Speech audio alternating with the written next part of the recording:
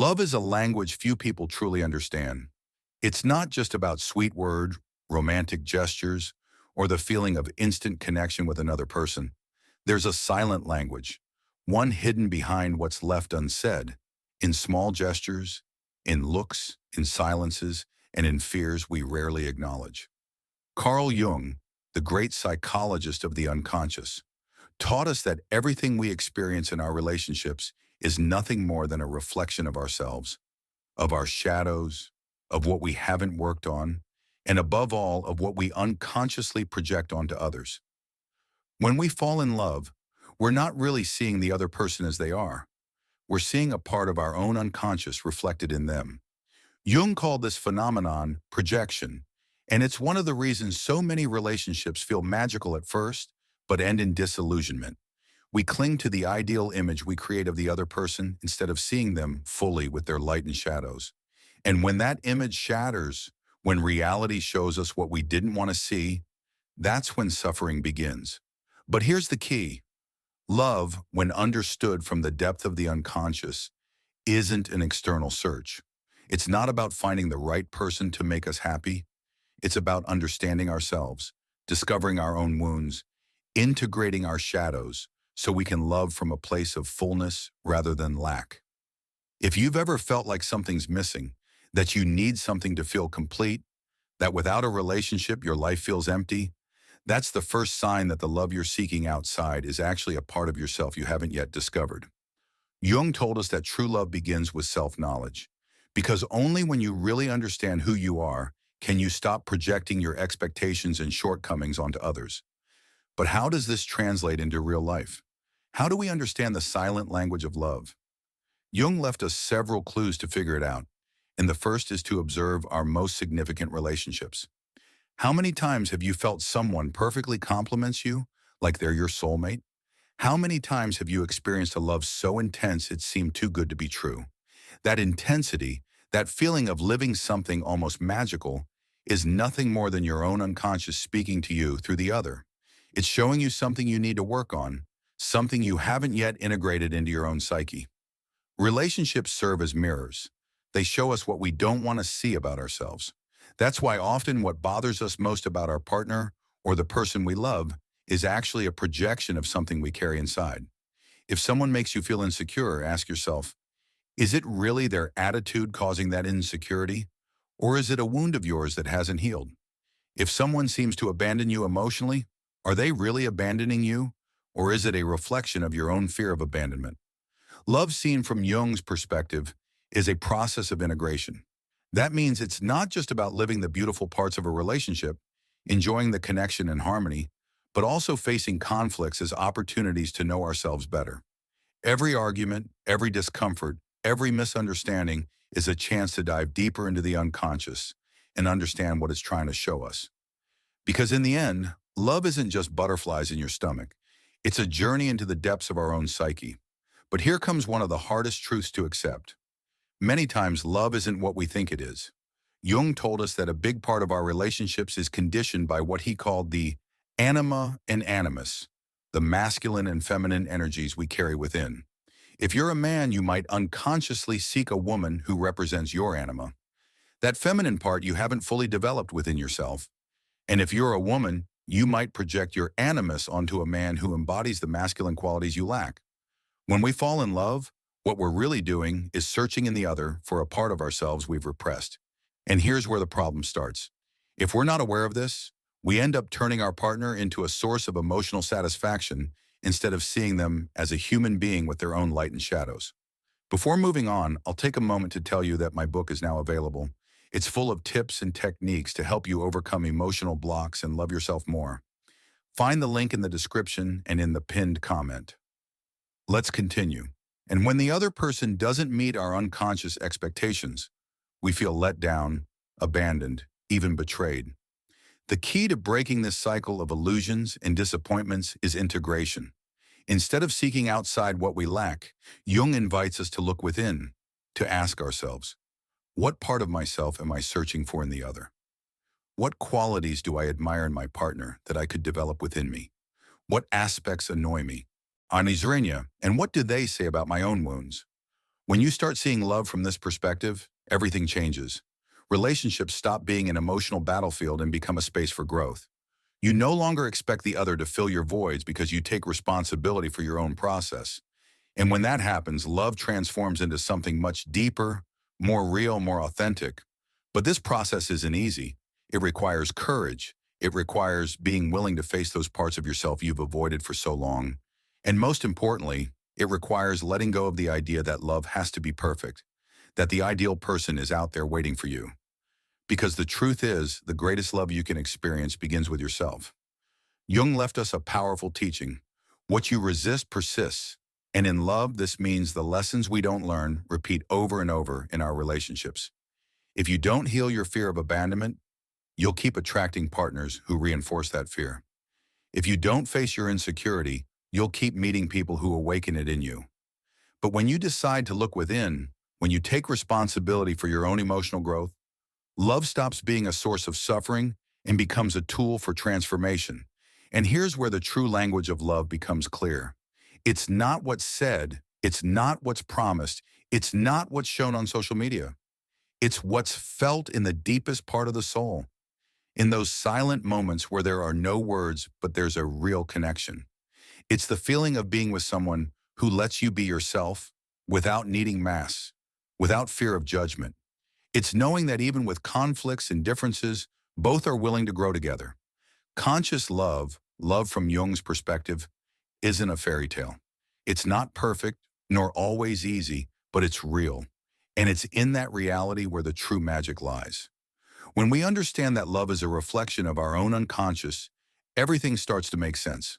Suddenly we realize relationships don't fail for lack of love, but for lack of awareness. We realize the patterns repeating in our relationships aren't coincidences, but messages our unconscious sends us to wake up. And this awakening isn't comfortable, because it means seeing ourselves in the other, recognizing our shadows and accepting that the love we think we're seeking outside is really a search for something missing within. But most people don't want to do this work. It's easier to blame the other, to believe the relationship didn't work because the other person didn't know how to value us, because they weren't enough, because they failed somehow. It's easier to think the problem is always outside.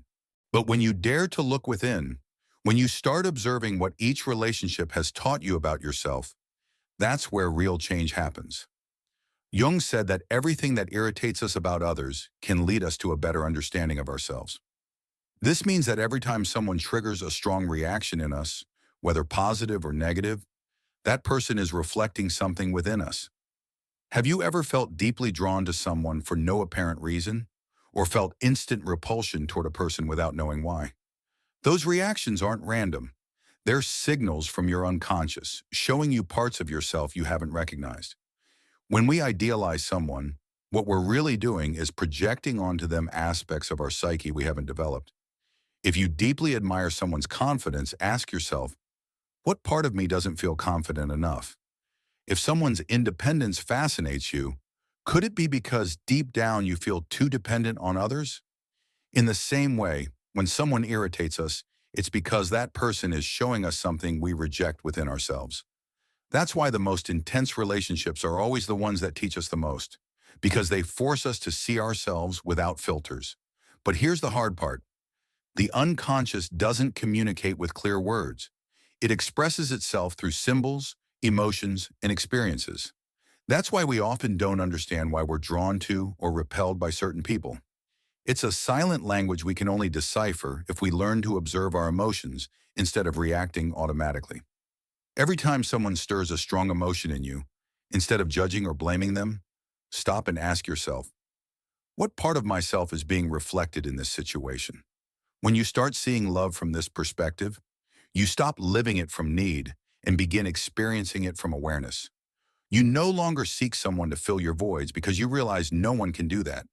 You no longer idealize or devalue people because you understand that each of us is a complex being with our own story, our own wounds, and our own growth process.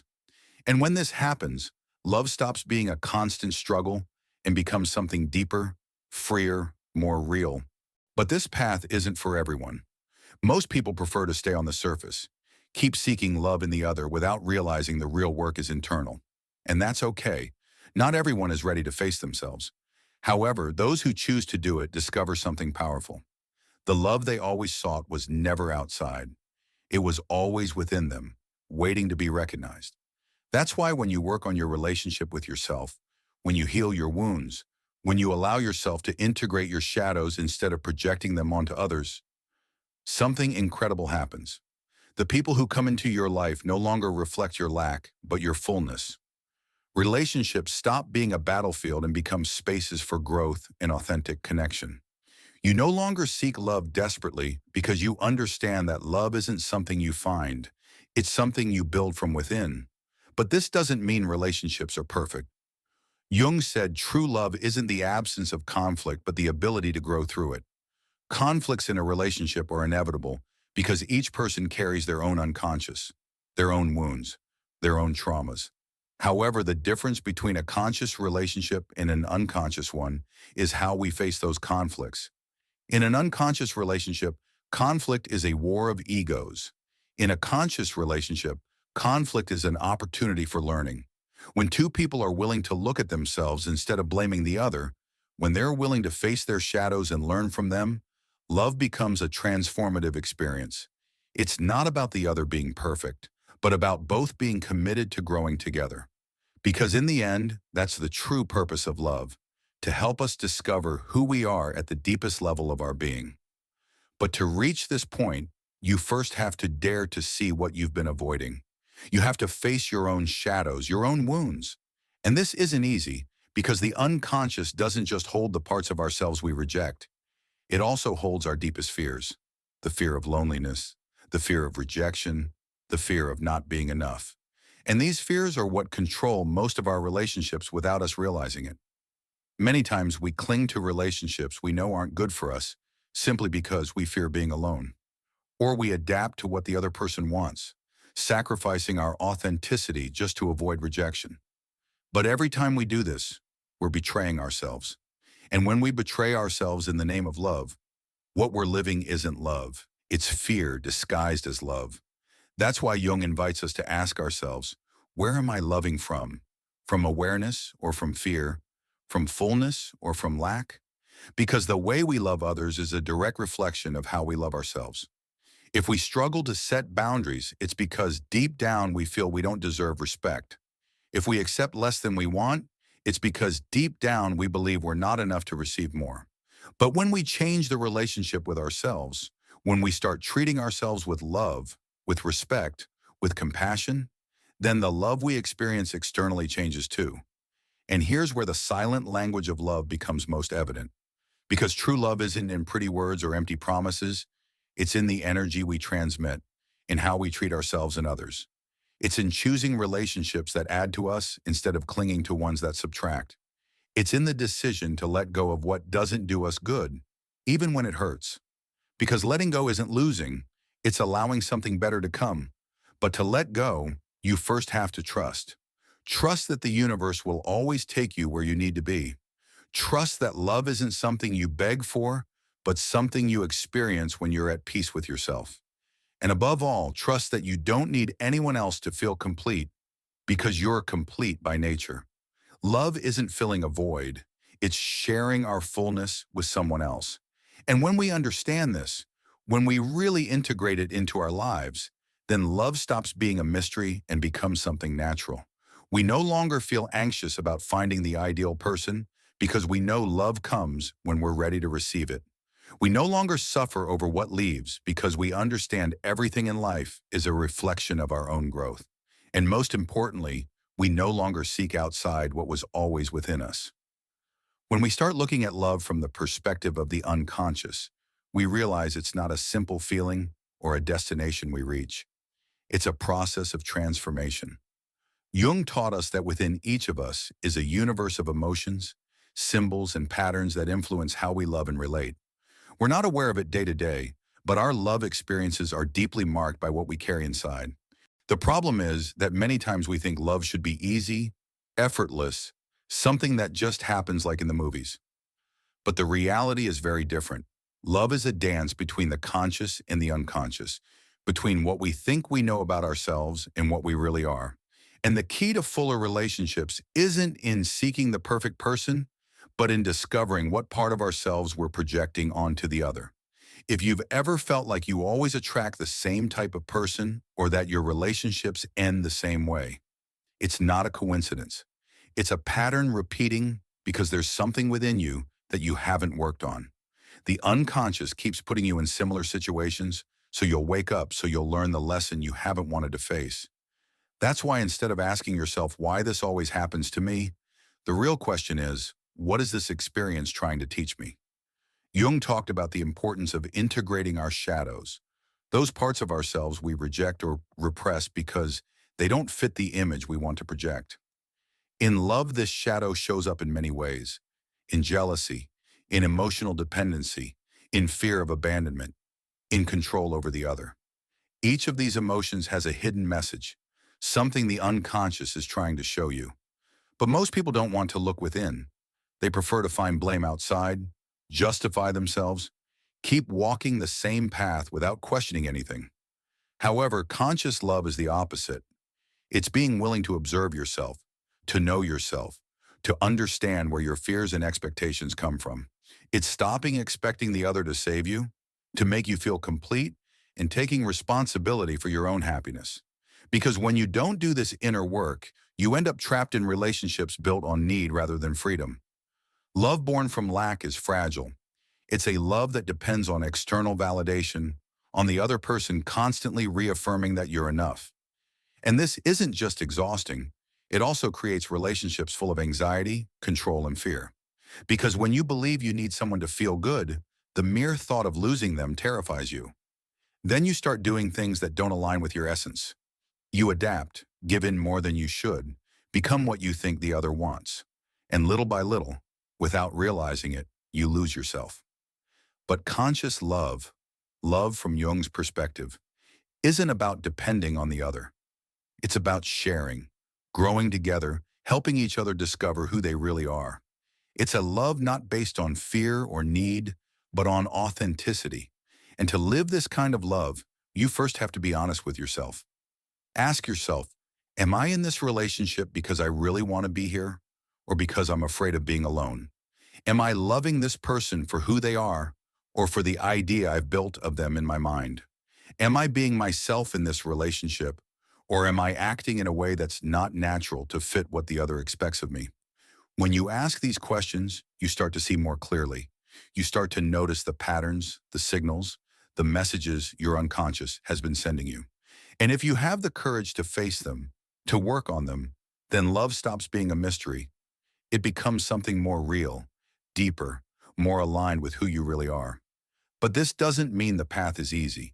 Integrating our shadows, facing our fears, recognizing our projections in the other is a process that takes time and can be uncomfortable. There are moments when you'll realize some relationships in your life aren't aligned with your truth, and this can hurt, because sometimes love isn't about holding on, it's about learning to let go. Letting go doesn't mean the love didn't exist or the relationship had no value. It means you've grown, you've understood that some connections serve a purpose in our lives, and when that purpose is fulfilled, it's time to move on. Jung taught us that everything in the universe is a cycle, and love is no exception. Some relationships come to show us what we need to learn, others to accompany us on part of our journey, and a few, the deepest ones, are those where we can truly be ourselves without fear.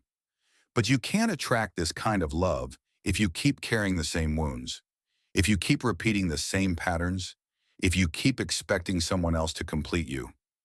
Love isn't something you find outside, it's something you build within yourself. And when you understand this, when you really internalize it, you start to notice that the people who come into your life aren't the same as before.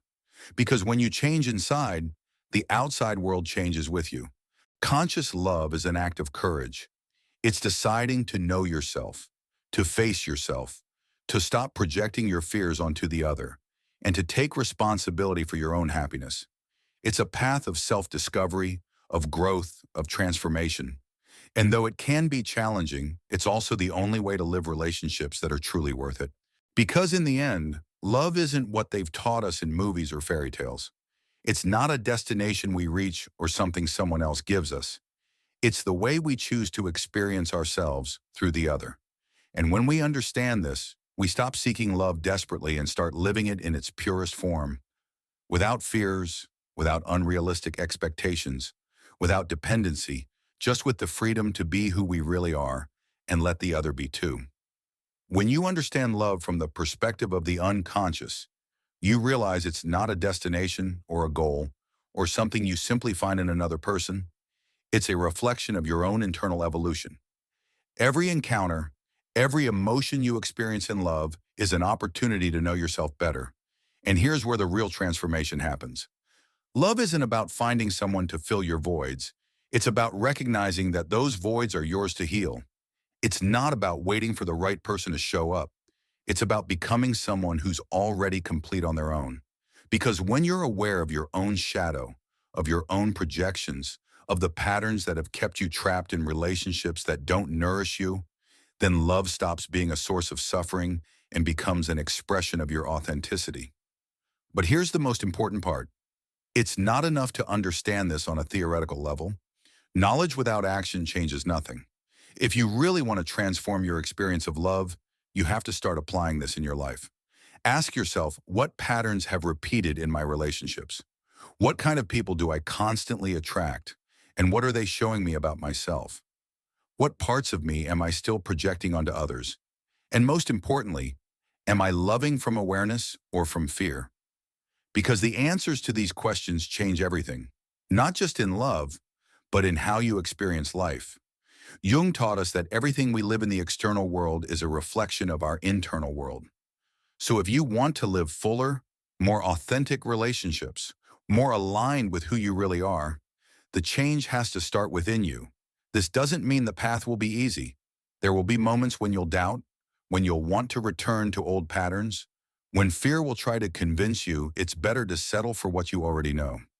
But if you really want to experience love from fullness rather than lack, you have to dare to take that leap, to trust that by letting go of what doesn't do you good, you're opening space for something much better.